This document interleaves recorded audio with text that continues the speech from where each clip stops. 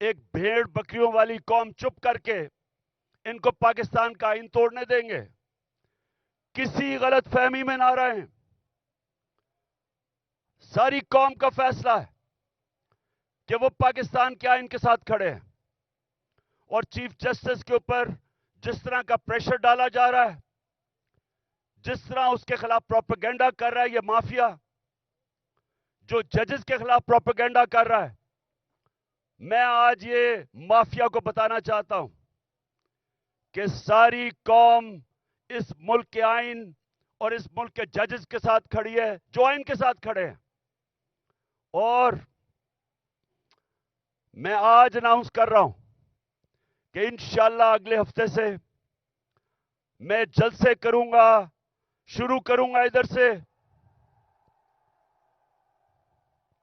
اور 14 مئی تک اٹک تک جلسے کروں گا.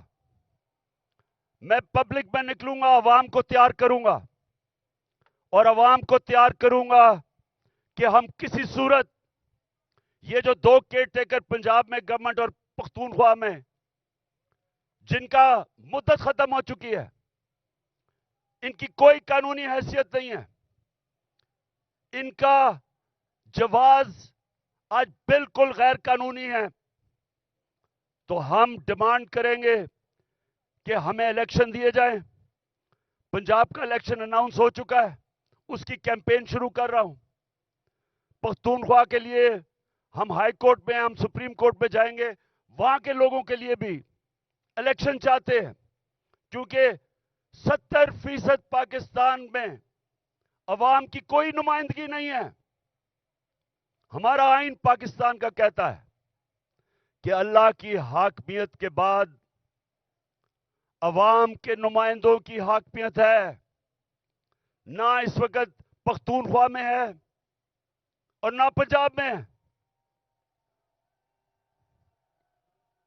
اور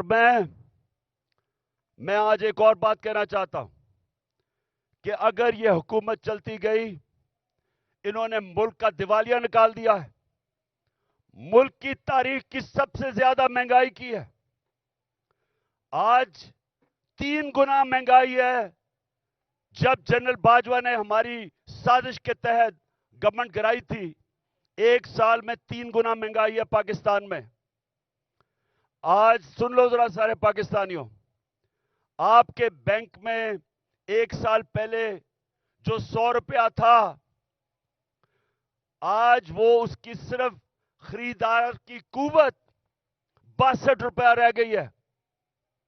اور اگر جس کو کہتے ہیں، جو ہر انسان استعمال کرتا ہے، جس کو سینسٹیو پرائس انڈیکس کہتے ہیں، اس میں اگر 100 روپیہ تھا تو آج صرف 52 روپے رہ گئے.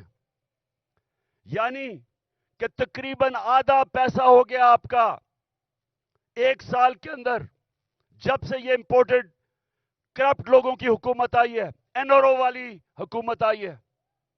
تو جب انہوں نے ملک کا دیوالیہ نکال دیا، تاریخی قرضے لے لیے، مہنگائی میں لوگ ڈوب رہے ہیں، فیکٹریاں، انڈسٹری بند ہو رہی ہے، بے روزگاری بڑھ رہی ہے، اور اس کے علاوہ دنیا میں پاکستان ذلیل ہو رہا ہے. جو بلاول بھٹو ہندوستان گیا ہے، جس طرح کا وہاں رویہ ہندوستان کے فارن منسٹر کا تھا، یہ ہم سب کے لیے شرمندگی کا باعث ہے. سوال یہ پوچھتے ہیں کہ ساری دنیا کے چکر لگا رہے ہو بلاول بھٹو، پہلے بتاؤ جانے سے پہلے آپ یہ کسی سے پوچھتے ہیں کہ جب آپ ایک ملک کا پیسہ خرچ کر رہے ہیں، ڈالر خرچ کر رہے ہیں ٹرپس پہ، تو اس کا فائدہ اور نقصان کیا ہوگا؟ کیا فائدہ ہوا آپ کو ہندوستان میں جا کے، جس طرح کا اس نے زبان استعمال کی ہے؟ اور میں آج ہندوستان کے فارن منسٹر کو بھی کہنا چاہتا ہوں کہ کیا آپ میں کوئی تہذیب نہیں؟ کیا آپ میں کوئی ایٹیکیٹ نہیں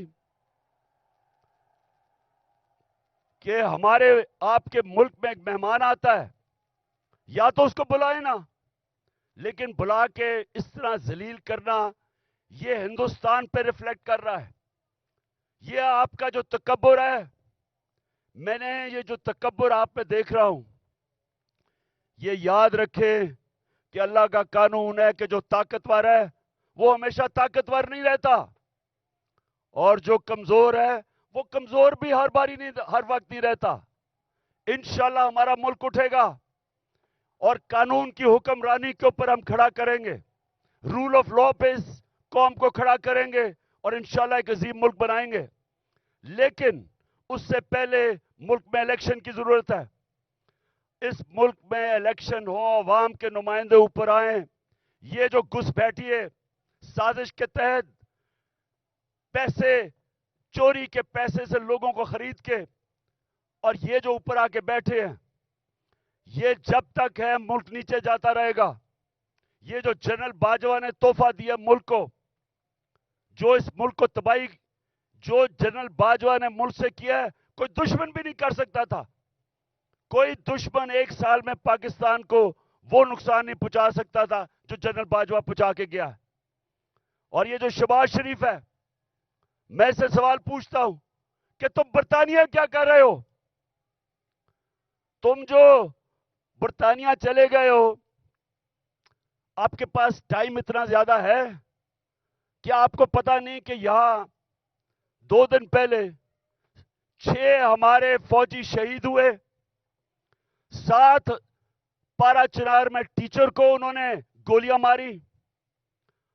مہنگائی تاریخی ہے. ان حالات کے اندر تم کیسے ملک چھوڑ کے وہاں چلے گئے؟ کیونکہ پیسہ تمہارا باہر پڑا ہے، بھائی تمہارا مفرور باہر بیٹھا ہوا ہے، بزنسز آپ کی باہر ہیں، بچے آپ کے باہر ہیں. آپ کی بزنسز، بچے، آپ کے علاج، سب کچھ ملک سے باہر ہے. تو ملک صرف پیسہ بنانے کے لیے آتے ہیں. اس لیے میں سارے پاکستانیوں کو آج کہہ رہا ہوں کہ دیکھیں، اب جو آج پاکستان میں حالات ہیں، یہ سمجھ جائیں کہ قوم کا وقت آ گیا ہے کہ باہر نکلنے کا. میں نکل رہا ہوں، جان کو خطرہ ہے. 2 دفعہ میرے اوپر قاتلانہ حملے مارنے کی کوشش کی گئی. میں نام لیتا ہوں، دونوں دفعہ ان کے پیچھے جنرل فیصل نصیر تھا. مجھے بھی اس نے مارنے کی کوشش کی، اور یہ پیچھے تھا جو تشدد ہوا اعظم سواتی پہ، اس کے پیچھے بھی یہی تھا. ارشد شریف کے قتل کے پیچھے بھی یہی تھا. اور مجھے نہیں سمجھ آ رہی کہ ایک بلاول بھٹو کے کہنے پہ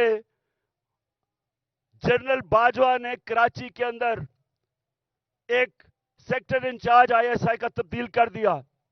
ہم یہاں 1 سال 8 مہینے سے اس آدمی کا ظلم سہ رہے ہیں.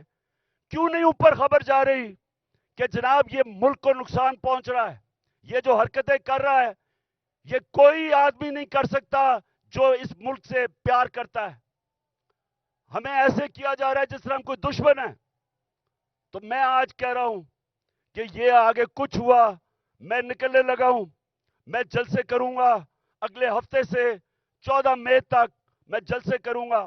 کچھ مجھے ہوا، ساری قوم کو کہہ رہا ہوں کہ جنرل فیصل نصیر کا نام یاد رکھ لو، یہ ذمہ دار ہوگا. اور میری قوم، جس طرح آج آپ سارے نکلے ہیں گاؤں میں، محلوں میں، جس طرح اپنے اپنے آئین کے ساتھ کھڑے ہوئے ہیں، اور جو چیف جسٹس آئین کے ساتھ کھڑا ہے جس طرح اس کے ساتھ کھڑے ہوئے ہیں، میں آج آپ کو سلام پیش کرتا ہوں. آپ ایک زندہ قوم بن گئے ہیں. یہ یاد رکھیں گے، جب ایک قوم کا آئین گیا، اس کا مطلب اس کا قانون گیا، اس کا مطلب اس کا انصاف کا نظام گیا، اس کا مطلب کہ رول آف لا گیا، اور اس کا سب سے بڑا مطلب کہ اس قوم کی آزادی گئی. وہ قوم غلام بن گئی. وہ قوم جنگل کے قانون میں طاقت کی حکمرانی کی وجہ سے طاقتور کی غلامی کرتی ہے. تو یہ ہماری یہ سیاست نہیں ہو رہی. آزادی کے لیے سیاست نہیں کرتا. آزادی کے لیے جہاد ہوتی ہے. یہ ہم جہاد لڑ رہے ہیں.